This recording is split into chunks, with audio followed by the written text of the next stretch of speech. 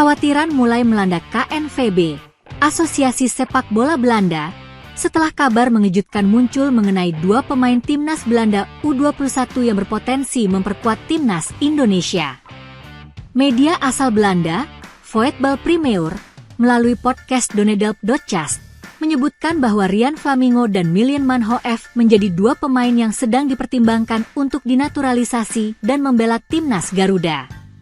Ryan Flamingo, bek muda PSV Eindhoven, dikabarkan sedang mempertimbangkan opsi untuk membela timnas Indonesia, meskipun ia juga memiliki kesempatan untuk memilih Suriname. Flamingo, yang memiliki darah keturunan Jawa dan Suriname, telah menunjukkan performa mengesankan bersama PSV, yang memboyongnya dengan biaya sekitar 156 miliar rupiah dari FC Utrecht. Bek PSV Eindhoven Ryan Flamingo masih bisa memilih karir internasional antara Indonesia dan Suriname.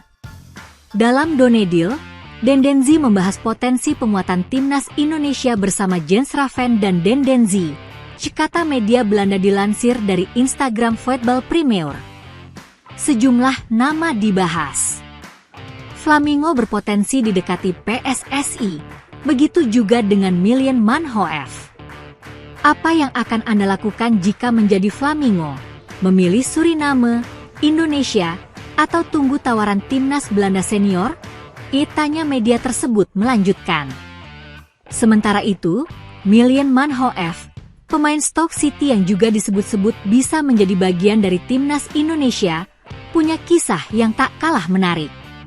Menurut informasi yang dibagikan oleh Jens Raven, striker timnas Indonesia U20, Manhoef memiliki rencana pensiun di usia 35 tahun dan mengejar impian menjadi juara tinju dunia.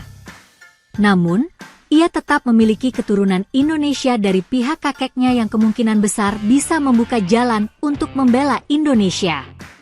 Tapi ia, Milan Manhoef, hanya ingin bermain sepak bola sampai umur 35 tahun karena memiliki mimpi menjadi juara tinju, jelas Jens Raven.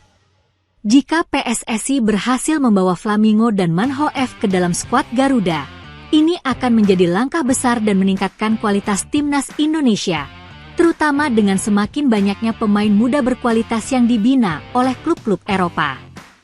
Bagi KNVB, ini tentu menjadi ancaman serius, mengingat semakin banyak pemain Belanda yang beralih ke warganegaraan dan memilih untuk bermain di timnas Indonesia. Flamingo, yang saat ini berkarir di Eredivisie bersama PSV Eindhoven, memiliki masa depan cerah di sepak bola Eropa. Sementara Manhoef yang kini bermain di Liga Inggris juga menunjukkan potensi besar di tingkat klub.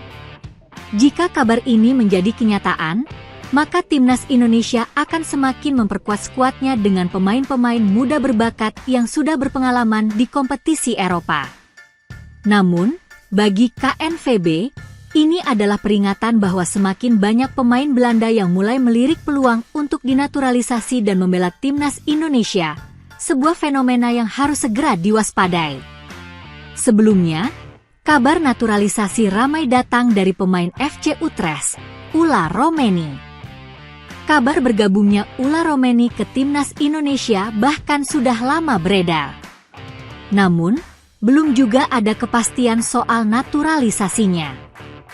Kekalahan timnas Indonesia atas Jepang pada laga kualifikasi Piala Dunia 2026 zona Asia, Jumat, 15 November 2024, memicu wacana pengunduran diri Ketua Umum PSSI Erick Thohir hingga nasib Shin Tae-yong.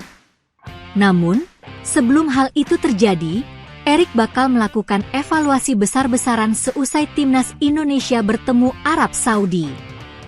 Pertandingan timnas Indonesia versus Arab Saudi akan menjadi laga ke-6 dari 10 pertandingan yang harus dijalani skuad Garuda di putaran ketiga kualifikasi Piala Dunia 2026 zona Asia.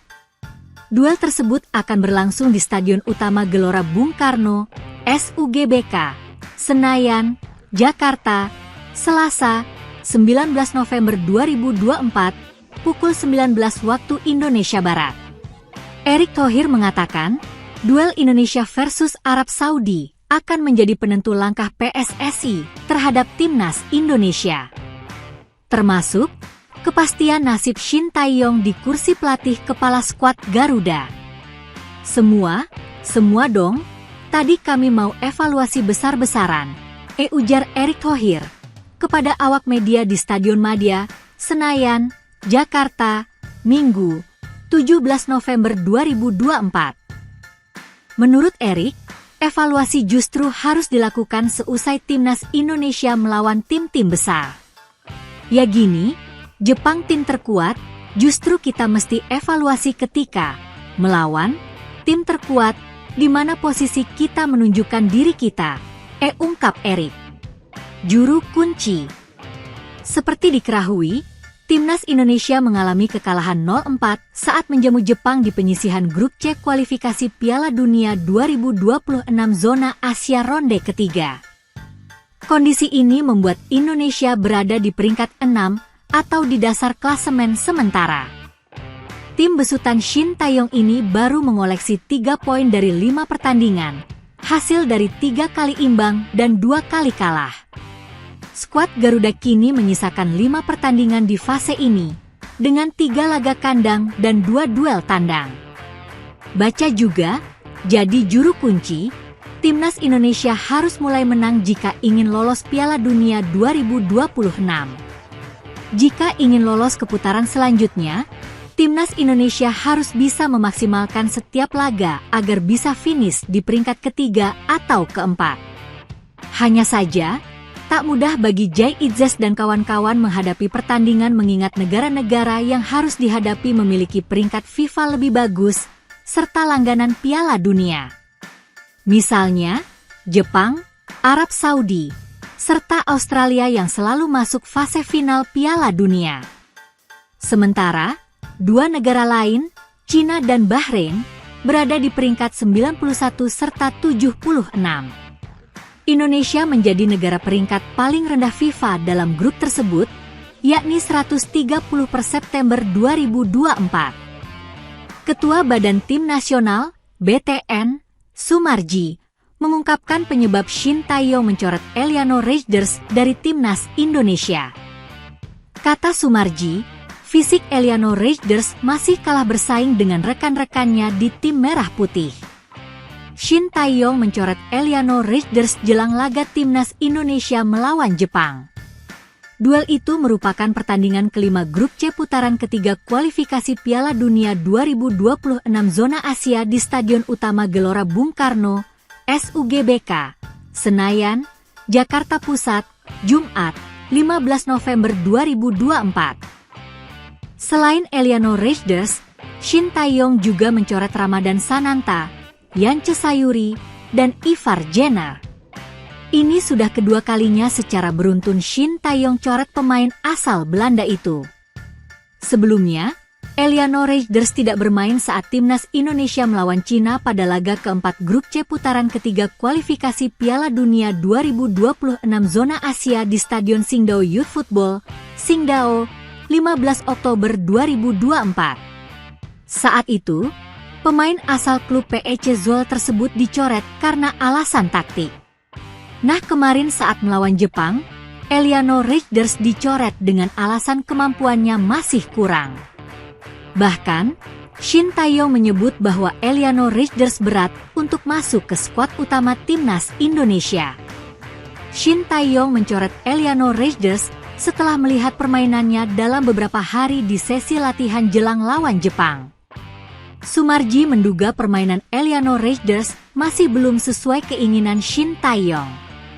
Saya kira terlihat faktor fisik Eliano Reijnders dibandingkan dengan teman-temannya di timnas Indonesia, kata Sumarji kepada awak media di Stadion Madia, Senayan, Jakarta Pusat, Minggu, 17 November 2024. Menurut Sumarji, ia terus melihat kemampuan Eliano Reijnders dalam sesi latihan timnas Indonesia. Pemain berusia 24 tahun itu dinilai bisa bersaing dengan rekan-rekannya di tim merah putih. Saya kira dia masih bisa bersaing. Tapi kan ketika latihan kemarin penilaian berbeda, ada di coach Shin Tae-yong. Tapi kita bisa lihat hari ini dan besok, kata Sumarji. Sumarji mengatakan, Eliano Raiders terus bersemangat agar namanya tidak dicoret Shin Tae-yong lawan Jepang. Dijadwalkan, Timnas Indonesia akan melawan Jepang pada laga ke-6 Grup C putaran ketiga kualifikasi Piala Dunia 2026 Zona Asia di SUGBK, Selasa, 19 November 2024. Pertandingan ini digelar pukul 19 waktu Indonesia Barat.